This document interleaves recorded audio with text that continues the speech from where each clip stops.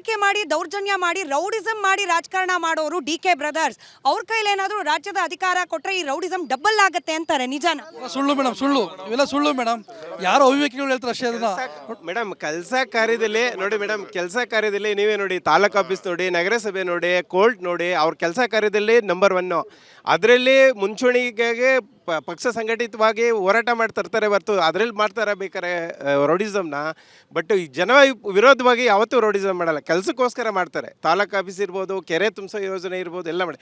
ನೋಡಿ ಮೇಡಮ್, ಇನ್ನೊಂದು ಹೇಳಬೇಕು ಅಂದರೆ, ಇವತ್ತೇನಾದರೂ ಡಿ ಕೆ ಶಿವಕುಮಾರ್ಗೆ ಇಷ್ಟು ಸ್ಥಾನ KPCC ಅಧ್ಯಕ್ಷ ಆಗಿ ಬಂದಿರೋದು ಉದ್ದೇಶ ಏನಪ್ಪ ಅಂದರೆ, ನಮ್ಮ ಹಳೇ ಮೈಸೂರು ಭಾಗ ಏನಿದೆ, KPCC ಅಧ್ಯಕ್ಷರು ಮುಖ್ಯಮಂತ್ರಿ ಆಗ್ತಾರೆ ಅನ್ನೋದು ಉದ್ದೇಶದಿಂದ ಅವರಿಗೆ ಜನ ಬಹುಮತ 142 ಸೀಟ್ ಕೊಟ್ಟಿರೋದು ಕಾಂಗ್ರೆಸ್ಗೆ. ಇಲ್ಲಾಂದ್ರಿಲ್ಲ. ಅವರು ಡಿ ಕೆ ಶಿವಕುಮಾರ್ ಏನು ಮಾಡ್ತಾರೆ, ಎಲ್ಲ ವರ್ಗ ಸಮುದಾಯನೂ ಒಟ್ಟಿಗೆ ತಗೊಂಡೋಗುವಂಥ ಕೆಲಸ ಮಾಡ್ತಾರೆ. ನೀವು ಸಮುದಾಯ ಅಂದ್ರಿ, ಕೇವಲ ಒಕ್ಕಲಿಗರು ಮಾತ್ರವಲ್ಲ, ಲಿಂಗಾಯತ ಒಕ್ಕಲಿಗ ಎರಡೂ ಪ್ರಬಲ ಸಮುದಾಯಗಳು.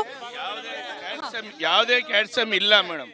ಎಲ್ಲರನ್ನೂ ಒಗ್ಗಟ್ಟಾಗೆ ತಗೊಂಡೋಗಿ ಅಧ್ಯಕ್ಷರು ಮಾಡಿ, ಅಧ್ಯಕ್ಷರು ಎಲ್ಲರನ್ನೂ ಒಗ್ಗಟ್ಟಾಗೆ ತಗೊಂಡು ಹೋಗ್ತಾ ಇದ್ದಾರೆ. ಯಾವುದೇ ಈಗಲೂ ಕೂಡ ಈ ಬಾರಿ ಚುನಾವಣೆಯಲ್ಲಿ ಒಕ್ಕಲಿಗ ಸಮುದಾಯ ಹಾಗೆ ಲಿಂಗಾಯತ ಸಮುದಾಯ ವೋಟ್ ಹಾಕಿದ್ದೆ ಡಿ ಕೆ ಶಿವಕುಮಾರ್ ಅವರ ಮುಖ ನೋಡಿಕೊಂಡು ಅನ್ನೋ ಅನಾಲಿಸಿಸ್ ಕೂಡ ಇದೆ, ನಿಜ?